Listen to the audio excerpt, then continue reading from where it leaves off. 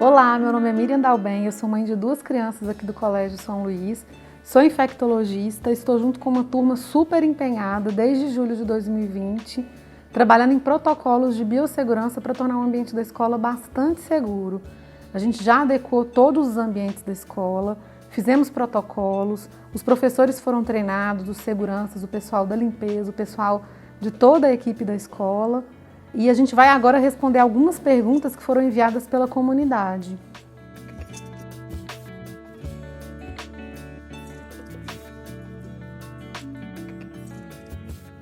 A gente já sabe, quando a gente fala da transmissão da Covid-19, que o elemento mais importante de transmissão é através de partículas virais que a pessoa que está infectada, esteja ela sintomática ou assintomática, ela elimina no ar quando ela fala, quando ela tosse, quando ela espirra. Pensando nessa forma de transmissão, a gente tem 3 medidas que diminuem o risco de contaminação. A primeira e principal delas é o uso de máscara, que deve ser por todas as pessoas, né? A segunda medida é o distanciamento social. Então a gente tem que garantir, principalmente naqueles momentos que as pessoas têm que tirar a máscara, na hora da refeição, na hora de escovar o dente, que elas estejam a pelo menos 1,5 metro de distância uma das outras. E a terceira medida extremamente importante que a gente tem ficado de olho aqui na escola é garantir a boa exaustão e ventilação do ambiente. Então, portas abertas, janelas abertas, para garantir essa exaustão. Uma forma que a gente já sabe que é menos importante de transmissão é através do contato. Então, a gente sabe que o vírus ele sobrevive nas superfícies por até 5 dias e se você tocar numa superfície potencialmente contaminada e levar as mãos contaminadas nas mucosas, boca, nariz e olhos, você pode acabar levando o vírus na sua forma ativa para a sua mucosa. Para esse tipo de transmissão, a gente tem 2 medidas importantes que diminuem o risco. Uma é a higienização das mãos, e a escola está com pontos de álcool gel, pias espalhadas por toda a escola, né? Então as crianças elas têm várias oportunidades de higienizar as mãos na escola. E a segunda medida extremamente importante é a higiene das superfícies e o pessoal da escola está super treinado para isso.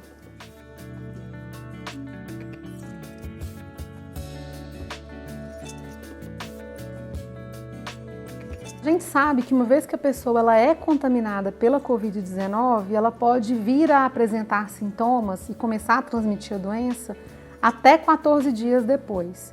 Quando ela começa a apresentar sintomas, ela já estava transmitindo a doença mais ou menos 48 horas antes do início dos sintomas. É por isso que no protocolo da escola, todas as vezes que a gente identifica alguém que iniciou os sintomas, a gente vai avaliar quais foram as pessoas, os alunos que tiveram contato com essa pessoa nas 48 horas anteriores ao início dos sintomas. E a gente precisa, nesse momento, ter as nossas ações bem pactuadas com os pais. Por quê? Primeiro que os pais eles têm que passar essa informação para a gente, né? A informação que a gente tem dos pais do início dos sintomas, ela é crucial para a gente poder fazer as medidas de prevenção. E a segunda coisa é que a gente precisa que os pais não enviem para a escola crianças que tenham alguma suspeita de Covid, ou porque tem algum sintoma, ou porque convivem com alguém dentro de casa que está com suspeita de Covid-19. E a gente sabe que uma parte grande das crianças e dos adolescentes, e mesmo dos adultos, podem ser oligossintomáticos. O que significa? Ter sintomas bastante leves, às vezes só uma dor de cabeça, um nariz escorrendo, uma dor de garganta, já pode ser os primeiros sintomas da Covid-19.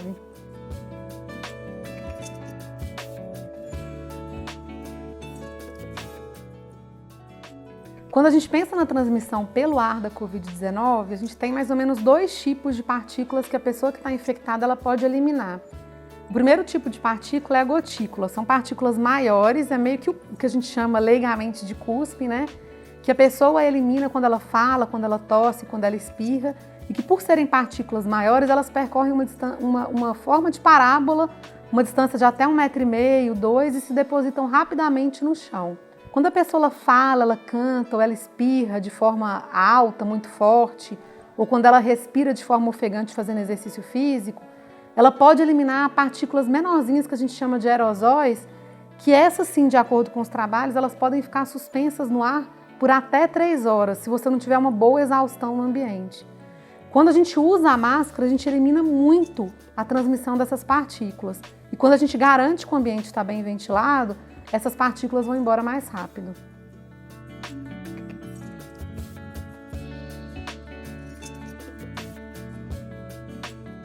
O momento da refeição, o momento do refeitório, é um momento com o qual a gente teve muita atenção, porque é um momento no qual a gente perde um dos elementos de mitigação super importantes, que é o uso da máscara, porque as pessoas vão tirar a máscara para se alimentar. Como as pessoas vão tirar a máscara, o que a gente teve que garantir? Que na hora que as pessoas se sentam e elas tiram a máscara para alimentar, elas têm que estar a 1,5 metro de distância uma das outras e a ventilação do ambiente tem que estar muito boa. Então, os espaços no refeitório eles foram organizados para que as pessoas se sentem com esse distanciamento de 1,5 metro entre elas e que uma não fique sentada de frente para a outra, sem um anteparo. Outra coisa que a gente tomou cuidado foi na hora das pessoas se servirem na ilha. Então, nesse momento, as pessoas elas têm que higienizar as mãos antes de passar pela ilha. Elas não se servem, a gente tem uma pessoa que serve as pessoas para não haver o compartilhamento desses talheres de servir a alimentação, e existe um anteparo de acrílico que impede que as pessoas, porventura, possam eliminar algum tipo de gotícula em cima do alimento.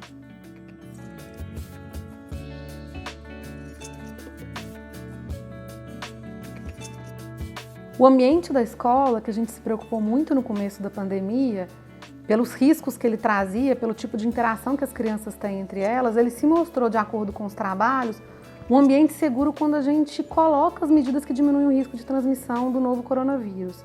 Então, todas as atividades na escola elas foram pensadas para a gente ter sempre 2 de 3 medidas de mitigação de risco presentes nas atividades. Quais são elas? A gente tem que sempre ter 2 de distanciamento social de 1,5 metro, uso de máscara e uma boa ventilação. Então, por exemplo, no momento do refeitório que a gente obrigatoriamente tira as máscaras, a gente tem que garantir a boa ventilação no ambiente e a gente tem que garantir o distanciamento social de 1,5 metro. Quando as crianças estão, por exemplo, sentadas, às vezes numa rodinha de leitura, onde aquele distanciamento de 1,5 metro ele é difícil de ser atingido, a gente tem que garantir que elas estão usando a máscara corretamente e que o ambiente esteja com boa ventilação. Então, cada atividade na escola foi pensada dessa forma, desde as atividades do refeitório até as atividades de educação física, por exemplo. Qual foi a discussão que se teve sobre a escovação de dentes dentro da escola? A gente sabe que o momento de escovar os dentes é um momento crítico, porque é um momento no qual você perde a máscara como um elemento importante de mitigação de risco. Então, você tem que garantir nesse momento que haja uma distância entre as crianças que estão escovando o dente de pelo menos 1,5 metro e que você esteja num ambiente bastante ventilado. Dentro da estrutura da escola e do número de crianças que a gente tem, demandaria muito tempo higienizar os dentes de todas as crianças, respeitando esse distanciamento de 1,5 metro, né? Porque o número de crianças que a gente teria na pia ali para escovar teria que ser bastante limitado. E a gente sabe, pela Sociedade Americana de Medicina Bucal, pela brasileira também, eles colocam que 2 escovações muito bem feitas no dia são suficientes para a maior parte das pessoas para garantir uma boa saúde bucal. Então, óbvio que existem crianças que vão precisar de higienizar os dentes durante o ambiente escolar, aquelas que usam aparelho, que tem algumas questões específicas. Mas na maior parte das vezes não vai ser necessário e vai ser mais seguro as crianças não higienizarem os dentes durante essa permanência dentro da escola.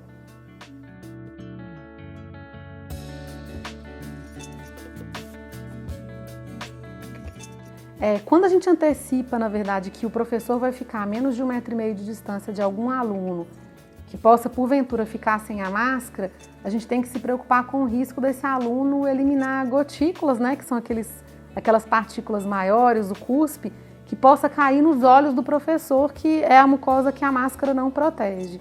Então, foi disponibilizado para os professores óculos de proteção, ou face shield, né, ou um ou outro, para que haja proteção dessa mucosa ocular.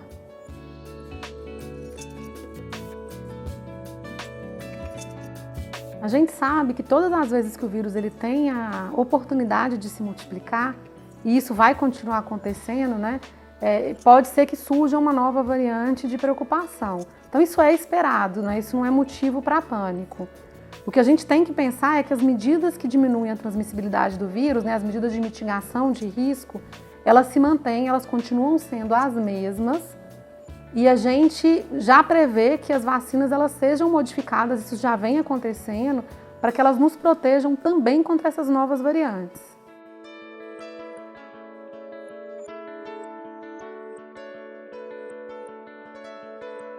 você já teve Covid, isso não garante que você não possa vir a ter Covid novamente. A gente já tem casos comprovados na literatura de reinfecção pela Covid-19, que normalmente eles acontecem aí entre 3 a 9 meses depois da primeira infecção. Se você tomou a vacina, você ainda assim pode ter a Covid de forma assintomática ou pouco sintomática, ou mesmo leve, sem precisar de internar no hospital. Então você ainda pode transmitir a Covid-19 para pessoas que ainda não foram vacinadas. Então até que a gente tenha pelo menos 80% da população imunizada contra a Covid-19, a gente precisa que quem tomou a vacina continue aderindo às medidas que diminuem a transmissibilidade do vírus. Então se você tomou a vacina, você ainda tem que usar máscara, tem que praticar o distanciamento social, não pode aglomerar para você não servir de vetor da Covid-19 para uma pessoa que ainda não foi vacinada. Se você já teve a Covid-19, você precisa se vacinar. Você espera aí 30 dias depois do quadro de Covid-19 para você receber a vacina da Covid-19. Outra coisa que é importante é, as outras doenças elas continuam existindo e muitas delas são tão graves quanto a Covid-19. Então, nesse momento, todo mundo deve se vacinar contra a gripe. O que a gente pede é que as pessoas deem uma distância de 15 dias entre a vacina da Covid-19 e a vacina da gripe. Não porque tem problema vacinar com as duas em tempo menor ou ao mesmo tempo, mas é que a gente ainda está vigiando e aprendendo sobre os efeitos colaterais da vacina da Covid-19.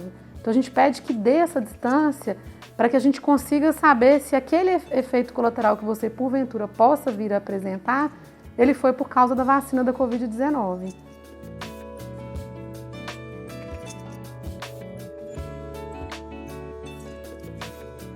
A gente sabe que os professores, né, e os funcionários da escola vão começar a ser vacinados também, alguns já foram vacinados, muito legal. O que a gente já sabe sobre as duas vacinas que a gente está aplicando no Brasil, a Coronavac e a vacina da AstraZeneca? Com relação à Coronavac, as pessoas elas têm que tomar 2 doses, se elas derem um intervalo, uma distância maior, né, de 30 dias, é melhor do que o intervalo menor de 15 dias. A gente já sabe por um trabalho publicado lá com o pessoal de Manaus, né, com 67 mil profissionais da saúde de Manaus, que metade das pessoas já tem algum grau de proteção 15 dias depois da primeira dose da Coronavac, o que é muito bom. Mas a maior parte das pessoas fica protegida mesmo 15 dias depois da segunda dose. Com relação à vacina da AstraZeneca, que é a vacina de Oxford, né, que as pessoas chamam, a gente já sabe que uma porcentagem das pessoas, em torno de 60%, 70%, já começam a apresentar algum tipo de imunidade 3 semanas depois da primeira dose, e a imunidade mesmo contra a doença grave foi mostrada nos estudos mesmo 15 dias depois da segunda dose, né? Então, qualquer das vacinas que você tiver a oportunidade de tomar vai ser muito bom e você deve tomar. Não precisa escolher entre uma ou outra, não, que as duas vacinas são bastante boas.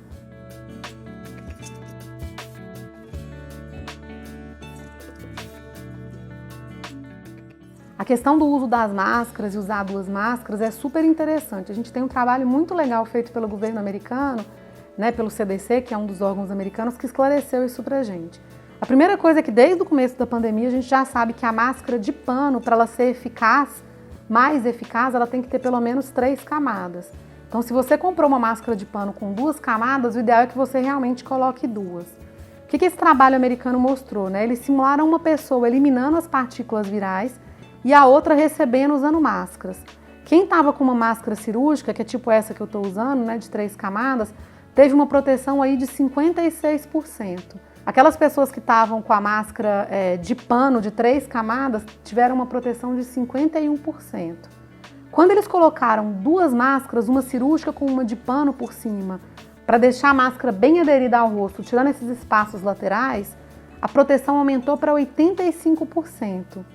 Quando eles deram um nozinho aqui na lateral da máscara, também para tirar esse espacinho lateral, a proteção subiu para 77%. Ou seja, o segredo é a máscara ter 3 camadas, seja cirúrgica ou seja de pano, e tá muito bem aderida ao rosto para não ter espaço nem por aqui, para o qual o ar possa passar com as partículas virais sem sofrer a filtragem da máscara.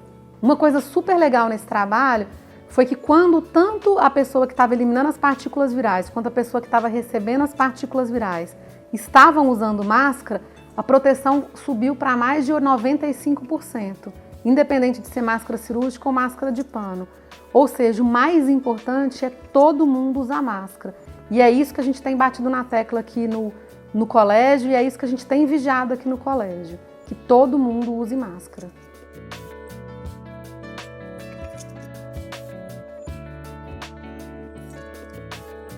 Nós, enquanto pais, a gente tem que rever 3 coisinhas quando a criança vai sair de casa antes de ir para a escola.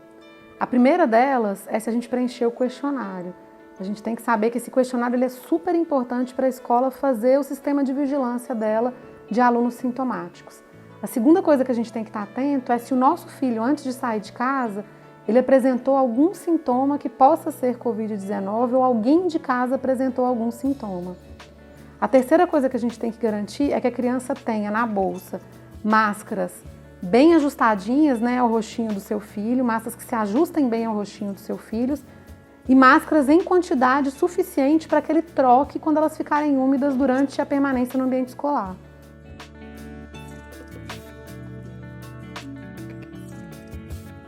A gente tem muita preocupação, né, sobre o impacto das superfícies contaminadas. Então, a mochila da criança que pode ter sido contaminada, a criança que às vezes veio correndo e deu um abraço no professor, ou se eu encostei em alguma superfície que estava potencialmente contaminada, um livro que veio de casa da criança, né? É importante a gente ter em mente que o vírus ele não pula da superfície para a nossa mucosa. Para a gente se contaminar através de uma superfície contaminada, através de uma roupinha contaminada, uma mochila, um cabelo contaminado, a gente precisa de forma ativa pegar esse vírus, né, ter contato com esse vírus que está viável e levar esse vírus para a nossa mucosa, boca, nariz e olhos. Então, se a gente tiver esse hábito de higienizar as mãos antes de tocar no rosto para arrumar máscara, arrumar o óculos, antes de se alimentar, a gente elimina muito a chance de que exista essa via de contaminação.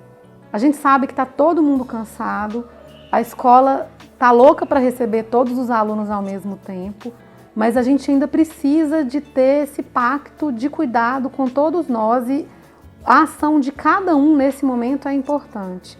A vacinação ela já está acontecendo, a gente estima aí que até o final do ano a gente consiga vacinar toda a população da cidade de São Paulo e a gente consiga aos poucos ir voltando à situação de normalidade. Até lá, a gente precisa da colaboração de todos os pais, professores, funcionários, para que a gente consiga tornar o ambiente da escola o mais seguro possível. Está todo mundo trabalhando nesse sentido.